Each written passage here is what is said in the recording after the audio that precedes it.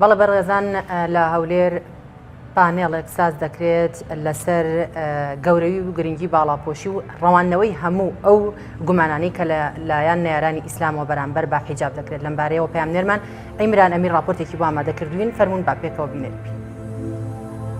باڵاپۆشی لە نێوان ڕاستی و گومان ناونیشانی پانێڵێکی دەستگای ڕۆشنبیری نووری حکمە بوو لە پایتەختی کوردستان کە تێیدا سێ مامۆستای زانکۆ وەڵامی ئەو گومانانەیان دایەوە کە مەبەستێکی دیاری کراو لە چەند دەستگایەکی دیاری کراوە بڵاو دەکرێنەوە. ئامادەبووان بە گرنگیەوە لەم جۆرە پانێڵ و کۆڕ و سیمینارانە دەڕوان و دەژڵیان موسڵمانان بە قسەی پوچی خەڵکانێکی ناشارەزا لە حەقی خۆیان ناکەونە گومان.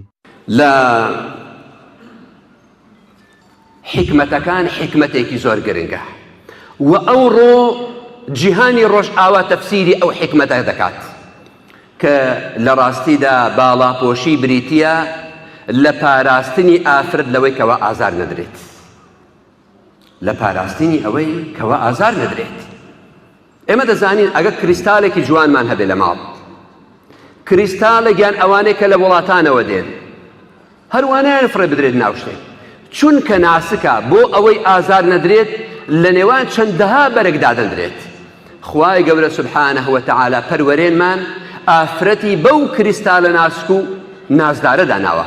هەوڵی لۆ دەدا لۆی محاولە بکاتن شتێک بینیتەوە پێش کە ئافرەت وا بزانی ئەگەر ئافرەت باڵاپۆشی فڕێدا پێش دەکەوێت. من دەمەوێت لەسەر ئەو نوقتەیە بە کورتی یەک شت ئاماژە پێ بکەم. حیفە ئینسان وان تێ بگات جلوبەرت بەرەو پێشی دەبا. ئەوەی ئینسان بەرەو پێشە بە عەقڵی ئینسانە، بیری ئینسانە، فکری ئینسانە، ئیبداعی ئینسانە، داهێنانی ئینسانە، تربیەی ئینسانە، نەک جلوبەرجی ئینسان. جلوبەرێک بەس ئینسان جوان دەکا، ڕێکی دەکا، کەشخەی دەکا، بەڵام عەقڵ بەرەو پێشی دەبا. بابەتێکی دیکەی هەر لە قورئانە ئەویش ئەوەیە ئەڵێن حجاب باڵاپۆشی لە چک سەرپۆش ئەمانە دابوو نەریتی عەرەبە. تۆ باوەڕ بە قورئانە ئەڵێ بەڵێ دەسەیری قورئان بکە بزانە کامیان دابوو نەریتی عەرەب بووە، تەبەڕوج یان حجاب باڵاپۆشی. خوای گەورە فەرمێ وەلا تەبەڕەجنە تەبەڕوج الجاهلیە الئولا. خۆتان ڕوود مەکەنەوە وەکو ڕوودکردنەوەی جاهلیەتی پێشین. پەرلەمانتارێکی نەمسا خانمە پەرلەمانتارێکی نەمسایی ئەچێتە پەرلەمان و ئەو کاتە ئەڵێ منە ناسن بەڵێ منە ناسن پەرلەمانتارێکم پسپۆڕیم ئەوەیە، عەقڵم ئەوەیە، معریفەتم ئەوەیە، لێهاتووی و شارەزاییم ئەوەیە.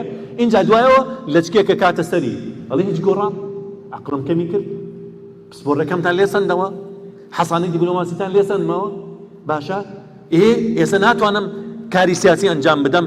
فەرقێکی ئەم لە چکە بۆ ئێوەی تۆ قاندووە. معقوڵە وڵاتێکی وەکو نەمسا، وڵاتێکی وەکو فەڕەنسا، ئەمریکا، ئەو وڵاتانەی جیهانی ئیسلامی بەناخیری گیانیان معقوڵ لەو پارچە قوماشە بترسن؟ بەڵێ وەڵا لێ ترسن. چەکێکی زۆر گەورەی خوشکانم، کچەکانم، ئازەکانم، چەکێکی زۆر زۆر گەورەیە، زۆر لێ ترسن. بەڵێ سەرتا دەستخۆشی لە نووری حکمە دەکەم، زۆر دەستخۆشیان دەکەم کە یعنی بووە کۆمەڵێک ئەوەی گەمە خڕبووینەوە سوودێکی باشیان هەبووە لە بۆ ئێمە. ئەو گومانانی کە لەباری حیجابەوە لەباری سەرپۆشیەوە هەیە یعنی هیچ کاریگەریمان لێ ناکاتن، بەڵکو پابەند دەبین زیاتر لەسەرەوەی کە باڵاپۆش بین. یعنی داواکارم لەوانەیە کە سەرپۆش نینە یعنی بەجێڕە باز پێغەمبەر سەڵەم و خوای گەورە بکەن بگەڕێنەوە لە بەرەوەی خێر و یعنی خێرەوەی وا دەکاتن ئەمە بەڵەو بەرە و پێشکەوتم بچین بەڕاستی. یعنی ئەوە نییە من کە خۆم ڕوود دەکەمەوە و چەپی لەسەر ناکەم و ئەوە دەبم پێش دەکەوم نا بە پێچەوانەوە چەپی لەسەر دەکەم و بەعەقڵە چکراوە یعنی بەرەو پێش دەچم. یعنی هیچ ئەوە کاریگەری لەسەرەوەی نابی کە ئەمە خۆم ڕوودکەمەوە چەپی لەسەر نەکەم و بەڵکو عەقڵم کراوە دەبینا بە پێچەوانەوە.